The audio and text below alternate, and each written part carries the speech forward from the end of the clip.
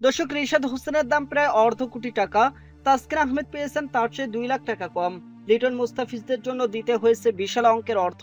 যেখানে বিপিএলে মাত্র 2 থেকে 3 কোটি টাকার মধ্যে দল সাজায় ফ্রাঞ্চাইজিগুলো, সেখানে প্রায় 7 কোটি টাকারও বেশি অর্থ খরচ করে রীতিমতো চমকে দিল এবার ডিপিএলের একটা দল।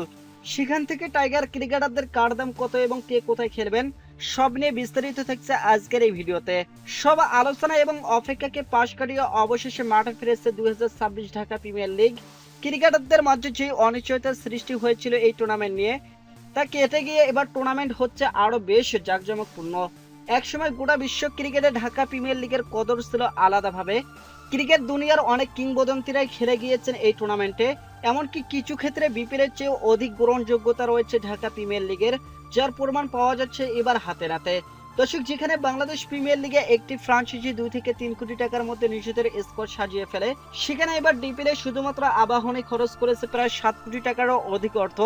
দর্শক, তার চেয়ে বড় কথা, জাতীয় দলের তারকা ক্রিকেটার তাসকিন আহমেদ, রিশাদ হোসেনের নিতে কাড়াকাড়ি অর্থ খরচ করেছে দলগুলো।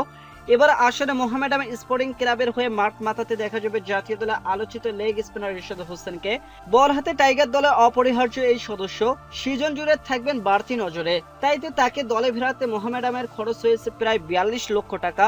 সবগুলো ম্যাচ খেলার নিশ্চয়তা না দিতে পারলেও আসলে এমন বিশাল অঙ্কের অর্থ দিয়ে তাকে কিনে নেয় ঐতিহ্যবাহী ক্লাবটি।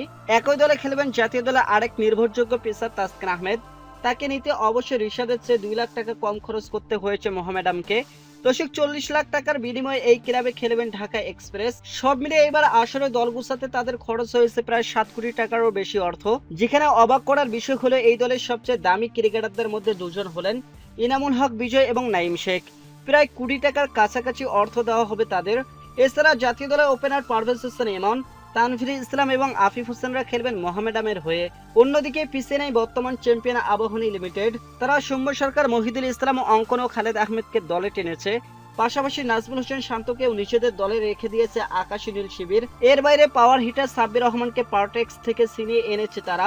দর্শক, টাকা খরচের দিক থেকে পিছিয়ে নেই শেষ মুহূর্তে অংশ নেওয়ার ঘোষণা দেওয়া লিজেন্ড অব রূপগঞ্জ। জাতীয় দলের ওয়ানডে এবং টি-20-র অধিনায়ক লিটন কুমার দাস ও মেহেদী হাসান মিরাজকে নিয়েছে তারা। এছাড়া শরীফুল ইসলাম, সাইফ হাসান ও শেখ মাহদী হাসানকে নিশ্চিত করেছে লিজেন্ড অব রূপগঞ্জ। পাশাপাশি মুস্তাফিজুর রহমানকে নিয়ে গুঞ্জন আছে। তাদের সবাইকে নিতে হলে কোটি টাকার কাছাকাছি অর্থ ব্যয় করতে হবে ক্লাবটিকে। প্রাইম ব্যাংক ক্রিকেট ক্লাবও এবার বড় এবং গভীর স্কোয়াড গড়েছে।